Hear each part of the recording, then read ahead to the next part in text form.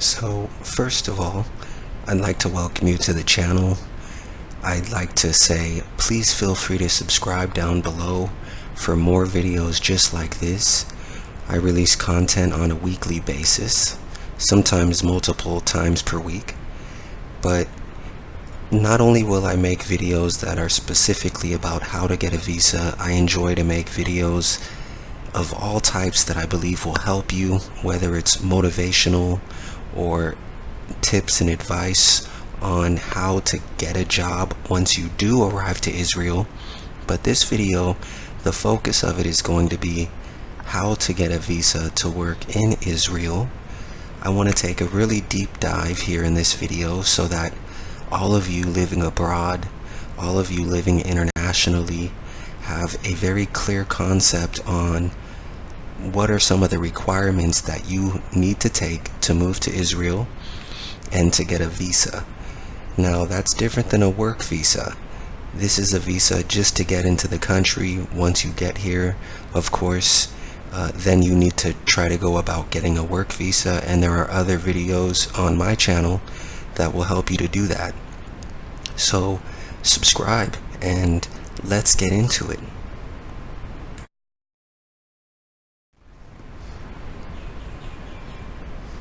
So the best place I think for us to start today is going to be to look at a global map of which countries do you not need a visa to come in. How can you get into Israel just with a passport? You don't need any permission from the government. You get stamped at the airport and you can stay for 3 months as a tourist.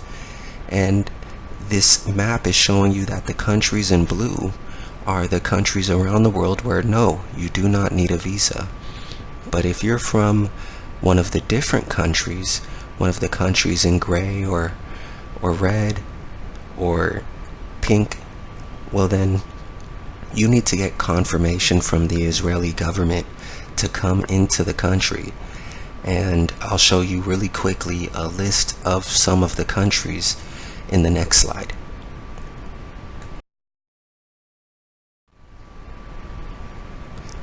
What you're looking at now is a list of all of the countries that were in blue.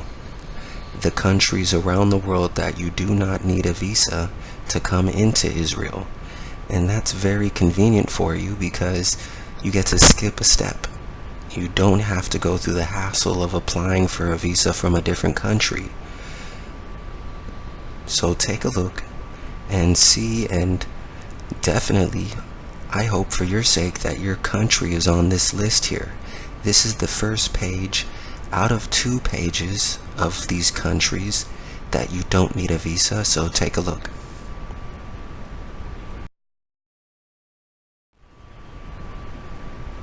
Here is page number 2, the second page, and I'll keep it on this slide for just a few seconds so you can take a look around, and if you need to, start the video again and make sure that you don't have to go through the additional hassle.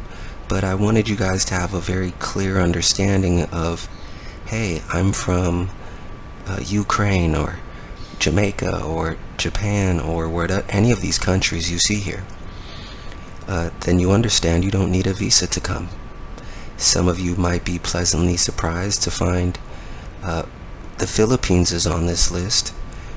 So you don't need a visa if you're from the Philippines to come to Israel. Many of you are from India, and you will notice that India is not on this list. To move to Israel or to come to Israel or even to get inside of the country from India, you will need a visa. Let's push forward.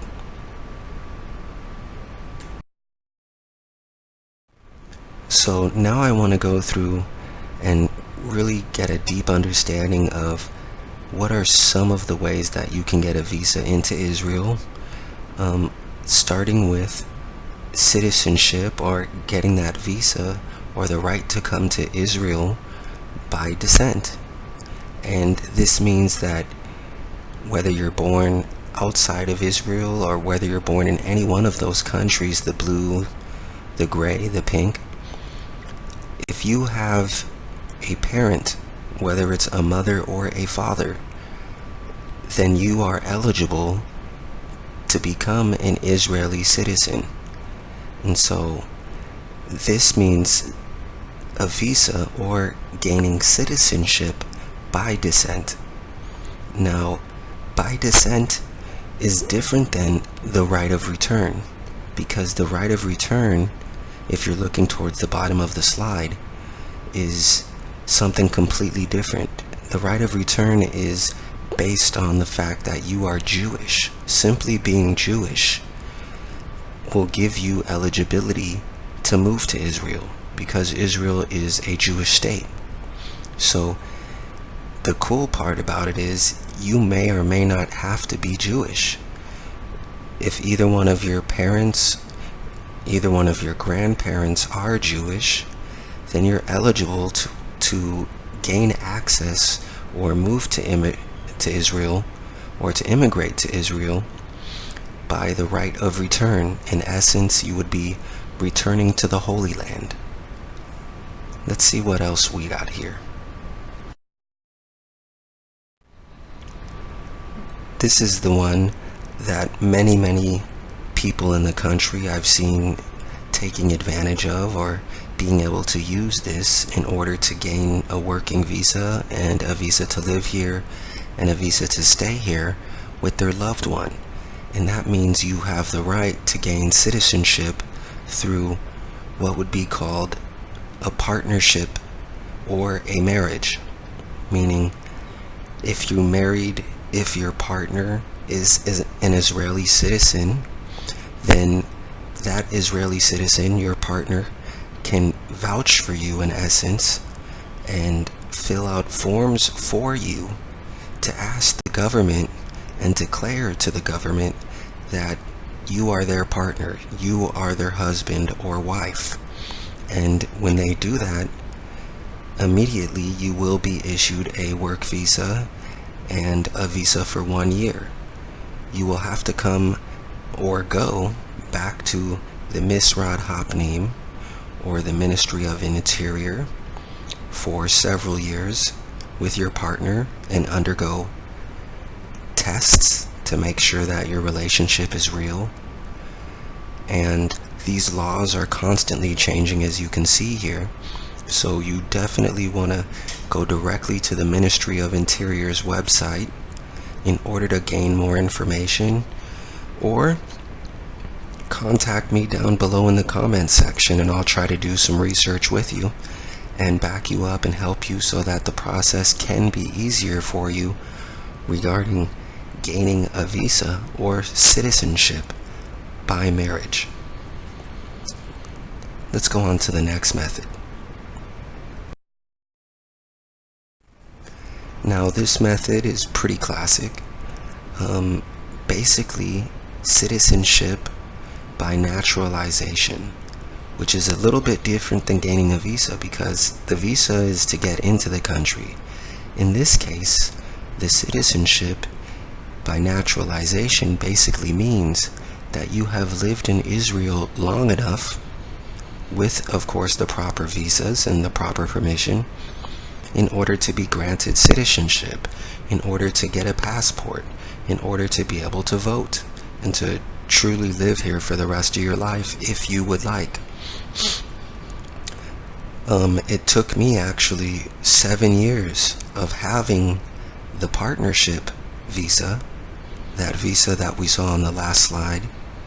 Well, after 7 years, and every year going into the Misrad Hapnim offices, finally I was able to gain citizenship, or to get an Israeli passport, and finally the country acknowledged that I deserve citizenship here. And don't get me wrong, I was working the whole time legally, and so I had a visa to work, but I was not able to get an Israeli passport or gain citizenship by naturalization for 7 years after living here. So that's a little something to keep in mind. Let's move on.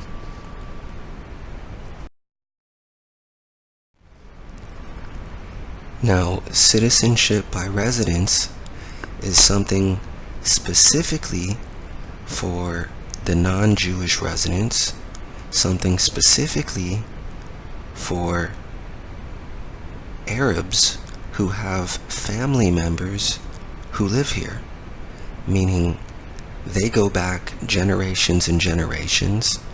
They are not necessarily living in the West Bank or any of the quote-unquote territories, but that is very, very tricky.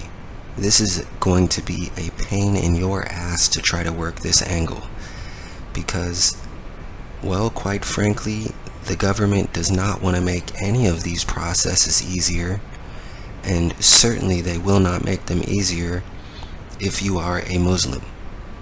If you are somebody of Palestinian descent or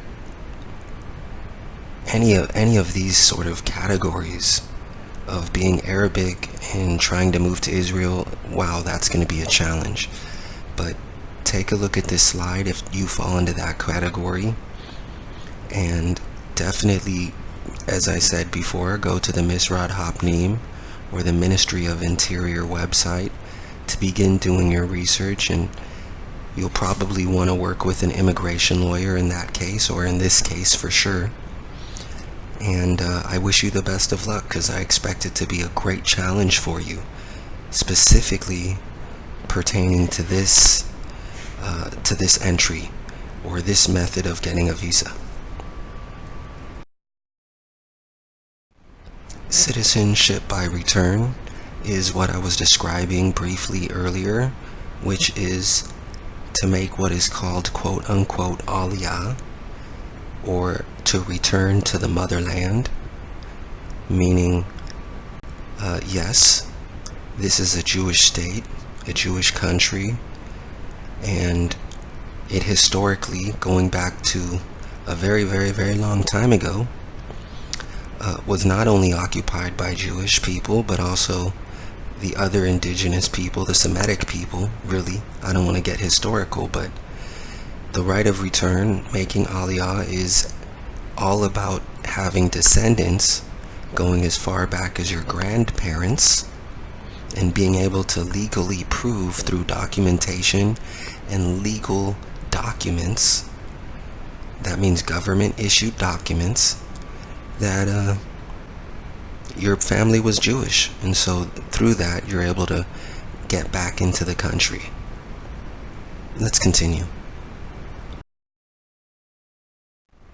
Well, there's nothing to continue on to, because we've reached the end of some of the information that I want to share with you. In this video, this is where we're going to wrap it up, but in the next videos, I'm going to go deeper. I'm going to talk more about how to be able to move to Israel from the gray countries and the pink countries, the countries where it's not so easy, where you can't automatically get a visa to get here.